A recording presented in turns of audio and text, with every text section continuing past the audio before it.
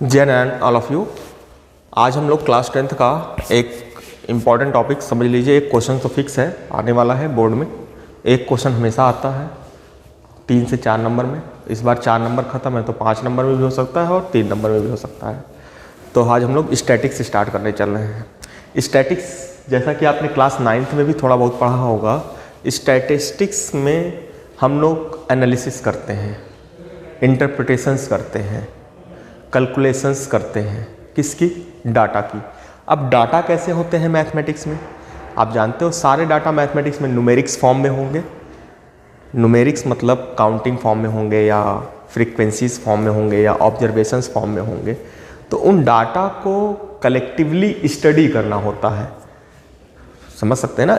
Analysis का मतलब क्या समझ सकते हैं कि स्टडी करना है, डाटास के बारे में स्टडी करना है। सारे डाटा हमें दे दिए, हमें वो स्टडी करना है, उसकी एनालिसिस करनी है कि उसमें कौन सा ख़राब है, कितना है, क्या है। ये सारी चीज़ें हम स्टैटिस्टिक्स में करते हैं। बट मैथमेटिक्स में पढ़ रहे हैं तो हम लोग सारी चीज़ें न्यूमेरिक फॉर्म में ही करते हैं। तो मुझे ज़्यादा इसके बारे में डिस्कस नहीं करना है। जैसा कि 9th में जो था वो आपने किया है, हम उसके आगे बढ़ रहे हैं। तो जैसा कि स्टैटिस्टिक्स में यहाँ पे जो हम पढ़ने वाले हैं, उसे बोलते हैं central measurement tendencies. Central measurement tendencies values. तो हम वैल्यूज का केंद्रीय पॉइंट निकालना चाहते हैं। केंद्र मतलब कोई ऐसी वैल्यूज निकालो जो पूरे ग्रुप को रिप्रेजेंट करे।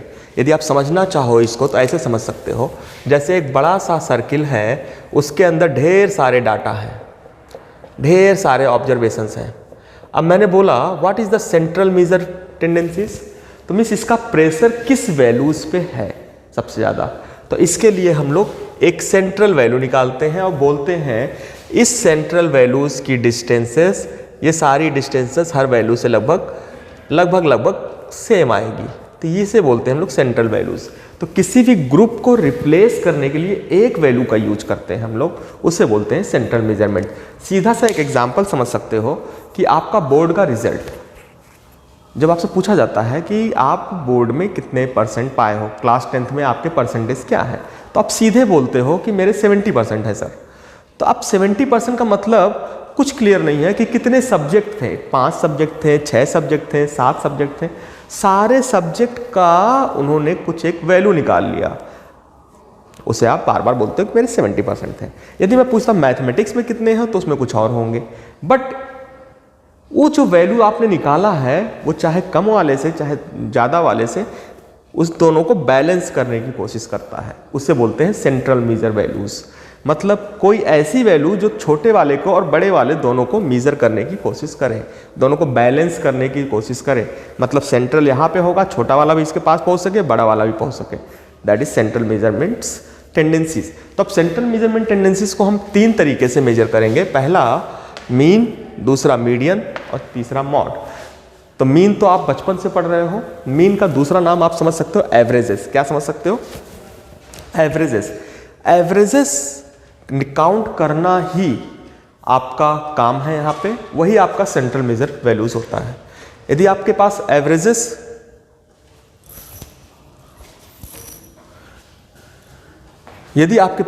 एवरेजेस की बात करते हैं तो एवरेजेस भी कई टाइप्स के होते हैं, उसे हमें ज़्यादा डिटेल में नहीं जाना है। हमने क्या बताया? मीन का मतलब एवरेजेस समझ सकते हो। दूसरा मॉड भी एक तरह का एवरेज होता है।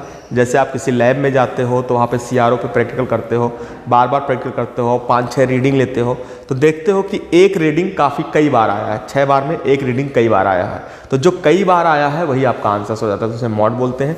मीडियन मतलब बीच की वैल्यू, सबसे बीचों बीच क्या है। इसके लिए सिर्फ एक केस और ज़रूरी होता है मीडियन के लिए कि वो अरेंज ऑर्डर में है या नहीं, असेंडिंग ऑर्डर में है या नहीं, डिसेंडिंग ऑर्डर में है या नहीं, ये हमें चेक करना होता है। इसके बाद हम लोग आगे बढ़ जाते हैं। तो सबसे पहले हम चलते हैं मीन की तरफ। तो आज के लेक्चर में हम लोग मीन पढ़ेंगे, इसके बाद हम मीडियन पढ़ेंगे, देन मॉड पढ़ेंगे। तो सबसे पहले हम मीन की बात करते हैं। मीन का मतलब हमने आपको क्या बताया? सिंपल सा। यदि हमने मीन का मतलब आपको क्या बताया? मीन का मतलब था एवरेजेस, और एवरेज जानते हो आप क्या होता है? मीन का मतलब एवरेज। तो मीन का मतलब एवरेज, एवरेज का मतलब सम ऑफ ऑल ऑब्जर्वेशंस, ये आपने किया होगा, sum of all observations divided by total number of observations. ये क्लास छोटे लेवल के क्लास में आपने किया होगा, क्लास 6, 7, 8 में भी किया होगा, 9th में भी किया होगा। भाई वहाँ पे अनग्रुप्ड डाटा था, भाई कोई ग्रुप नहीं था, तो अनग्रुप्ड डाटा में हम लोग डायरेक्टली ऐसे निकालते थे। अब बोलोगे सर ग्रुप डाटा में कुछ चेंज होगा? बेटा ग्रुप डाटा में कुछ भी चेंज नहीं होता, केवल फ्रीक्वेंसीज का एडिशन हो जाता है और लिमिट्स में ऑब्जर्वेशंस आते हैं। तो उसका भी एक सोल्यूशंस निकाला है लोगों ने करने का। तो सबसे पहले अनग्रुप डाटा का ये सबको पता है।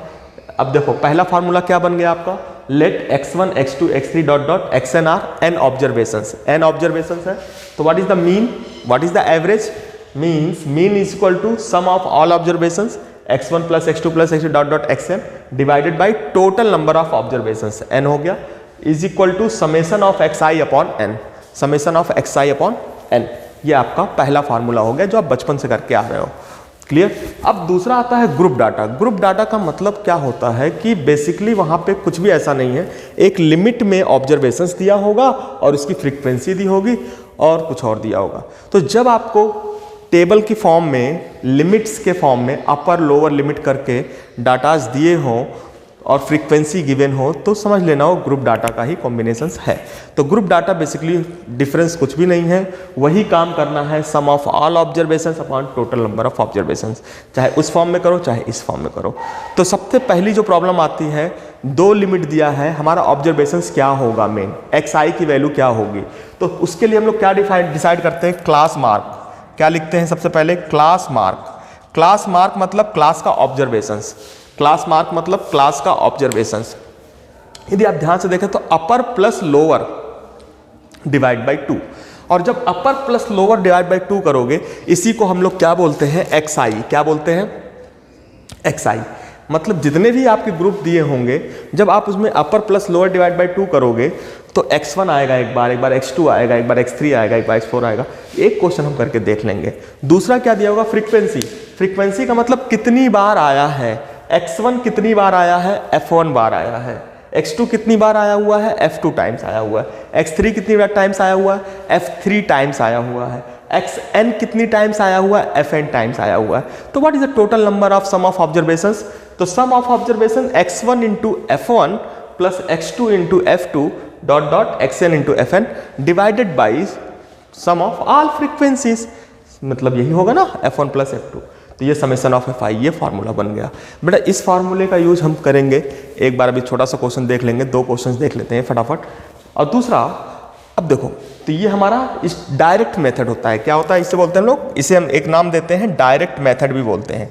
डायरेक्ट मेथड का मतलब ही होता है sum of all observations divided by total number of observations. दूसरा हमें जो पढ़ना है इस साल के सिलेबस में, एक चीज हटा दी गई है, स्टेप डेविएशन मेथड हटा दिया गया है, बट डेविएशन मेथड आपके सिलेबस में है। डेविएशन मेथड है क्या, यहाँ पे इसको हम एक नाम और देते हैं, एज्यूम्ड मीन मेथड भी बोलते हैं। क्या बोलते हैं, एज्यूम्ड मीन मेथड भी बोलते हैं। तो डेविएशन मेथड या बोले या एज्यूम्ड मीन मेथड बोले, ये काम इसलिए दिया जाता है कि कभी कभी बहुत बड़ी बड़ी वैल्यूज आ जाती हैं। जब बड़ी बड़ी वैल्यूज आ जाती हैं तो उनको कन्वर्ट करने में हमें प्रॉब्लम्स होने लगती है। तो लोगों ने क्या ऑब्जर्वेशन निकाला कि चलो छोड़ ठीक है हम कन्वर्ट कर लेते हैं, कोई मीन मान लेते हैं। तो let assumed mean is equal to a deviation of observation. जो ऑब्जर्वेशंस आपके आए हैं उनको निकालने के लिए सबसे पहले हमने क्या किया, डेविएशंस निकाला। क्या निकाला, डेविएशंस। डेविएशन किससे, जो आपने एज्यूम्ड किया है। तो डी आई लिख लिया। क्या लिख लिया, D I is equal to X I minus A. Clear?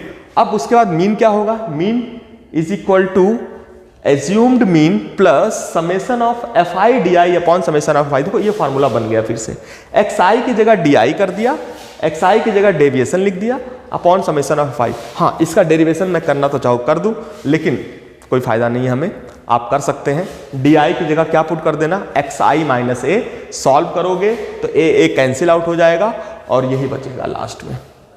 तो बेटा मीन का तो सीधा सा कॉन्सेप्ट है, sum of all observation divided by total observations. तो हमें लगता है समझ में आ गया होगा। यही इतना मीन में हमें पढ़ना है, यही 3 मेथड पढ़ने हैं। फटाफट हम 1-2 क्वेश्चंस आपको करके दिखा देते हैं। एक्सरसाइज नंबर, फटाफट आ जाओ। एक्सरसाइज नंबर बेटा लास्ट चैप्टर है आज के दिन का और हमारे सिलेबस का। इसके बाद हमें सिर्फ रिवीजन करने हैं। तो सबसे पहले हम चलते हैं एक क्वेश्चन की तरफ, एज्यूम्ड मीन मेथड और उसके तरफ चलते हैं। तो ये क्वेश्चंस आपको गिवन है, ध्यान देना। हम डायरेक्ट मेथड भी कर लेंगे इसका और डेविएशन मेथड भी कर लेंगे। तो डायरेक्ट मेथड और डेविएशन मेथड कैसे डिफरेंस होगा वो सब आपको दिखेगा।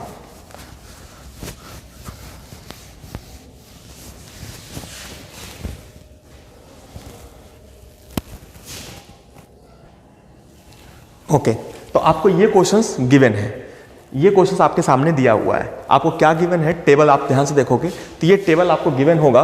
क्लास इंटरवल गिवन है, इंटरवल अपर और लोअर दिया हुआ है। नंबर ऑफ स्टूडेंट का मतलब जब भी नंबर ऑफ स्टूडेंट हो या नंबर ऑफ वर्कर्स हो तो उसको हम क्या बोलते हैं, FI बोलते हैं। क्या बोलते हैं, FI। अब इसके साथ क्या दिया है, क्लास मार्क। क्लास मार्क हमने सबसे पहली चीज बताई थी आपको, जब कभी ग्रुप फॉर्म में डाटा दिया होगा तो सबसे पहला काम हम क्या करेंगे, क्लास मार्क निकालेंगे। और क्लास मार्क के लिए हमने क्या बोला था आपको, अपर प्लस लोअर। तो upper plus lower divide by 2, तो 10 + 25 35 and 35 divide by 2, this is called XI 17.5। 17.5 is a XI। अब आपको क्लियर हो गया। इसी तरह से यहाँ पे 65, तो 65 का क्या हो जाएगा, 32.5। यहाँ पे 95 डिवाइड बाई 2 मतलब 47.5। अब देख रहे हैं आप 15 का डिफरेंस ऐड होता जा रहा है, तो नीचे क्या आ जाएगा, 62.5, फिर 77.5, नेक्स्ट 15 ऐड करो 92.5। तो ये आपको मिल गया। तो इतना आपको मिल गया क्लास मार्क, इसी को बोलते हैं XI की वैल्यू। अब मीन निकालना है आपको, क्या निकालना है, मीन। तो मीन निकालने के दो मेथड हैं। पहला मेथड क्या था, डायरेक्ट मेथड। डायरेक्ट मेथड मतलब summation of FI into XI upon summation of FI। Summation of FI का मतलब addition of all the frequencies, और जब आप इनको ऐड करोगे तो 6 × 3 = 18, 7 × 25 = 28, 30 आएगा। तो समेशन ऑफ FI कितना आ गया, 30। अब ये तो मिल गया आपको, बट ये नहीं मिला ऊपर, तो उसके लिए क्या करना पड़ेगा, FI इंटू XI, इन दोनों का मल्टीप्लीकेशंस। तो जब इन दोनों का मल्टीप्लीकेशंस करोगे तो क्या आएगा, 35, 17.5 इंटू 2 35, 32.5 इंटू 3 97.5। देखना अभी क्या डिफरेंस आएगा दोनों में, अभी ये आपको पता चल जाएगा। फिर 47 point into 7 332.5, next 62.5 into 6 375, next 77.5 into 6 465। आप मल्टीप्लाई करना, मैं तो ऐसे लिख रहा हूं डायरेक्ट, 92.5 इंटू 6 555। अब आप देख रहे हो कि इतनी बड़ी बड़ी वैल्यूज आ गई है, अब इनको ऐड करना है। तो ये डायरेक्ट मेथड के कॉन्स हैं, नॉट अ प्रोस। मीन्स ये डायरेक्ट मेथड करने का सबसे बड़ा डिसएडवांटेज यही है। इसकी वजह से हम लोगों को क्या करना पड़ा, डेविएशन मेथड। हम करके दिखाएंगे अभी, आसानी से हो जाएगा। तो इसको समेशन ऑफ ऐड करोगे तो क्या आ जाएगा, summation of FI into XI क्या आ गया, summation of FI into XI 1860। अब 1860 को हमने डिवाइड कर दिया, तो क्या हो गया हमारा, 1860 डिवाइड बाई FI, तो क्या आ जाएगा, 30 से डिवाइड करोगे, 30 से डिवाइड करोगे तो क्या आ गया, जस्ट लाइक एज ए 62। तो इसे बोलते हैं 62। ये हमारा डायरेक्ट मेथड है। डायरेक्ट मेथड में क्या किया हमने, क्लास मार्क निकाल लिया, फ्रीक्वेंसी गिवन है तो सम ऑफ फ्रीक्वेंसी निकाल लिया, दोनों का मल्टीप्लाई करके ये लिख लिया, इसके बाद हमने इसको सम किया और जैसे फार्मूला था वैसे हमने पुट कर दिया। That's a direct method.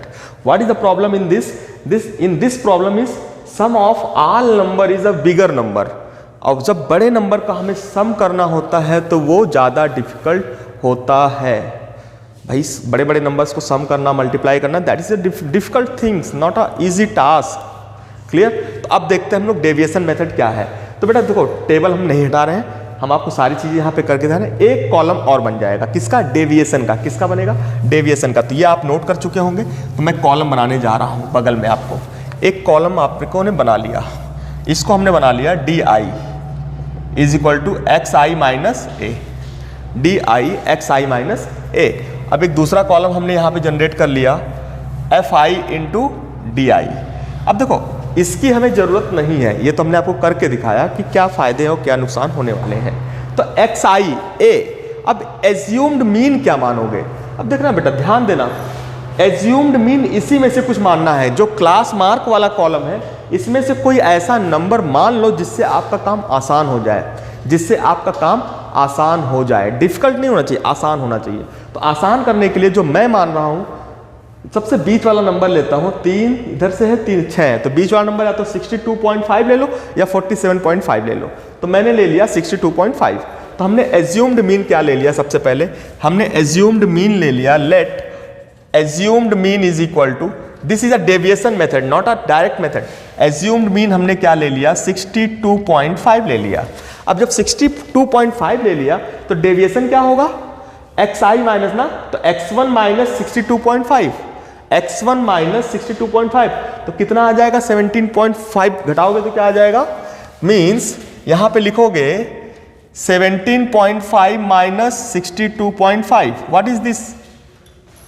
Clear भाई? 550.12। अब कितना बचेगा? 12 में 7 गया 45, कितना आ गया ये? 45। तो दिस इज इक्वल टू 45। तो पहले में 45 आ गया, माइनस के साथ ना, माइनस होगा ना, आपने a माना है, xi माइनस ए, निगेटिव 45 आ गया। फिर दूसरा देखो, तो i माइनस ए ही करना है। तो a क्या है आपका? फटाफट लिखते जाओ, 32.5 ऐसे बाहर कर लेना, माइनस 62.5, तो कितना आ गया? माइनस 30। अब देखो कितनी आसानी से 15 का डिफरेंस आ रहा है। फिर करोगे कितना आ जाएगा? माइनस 15। फिर करोगे, देखो जीरो हमें दिख गया। हमने एज्यूम्ड मीन क्या माना? 62.5।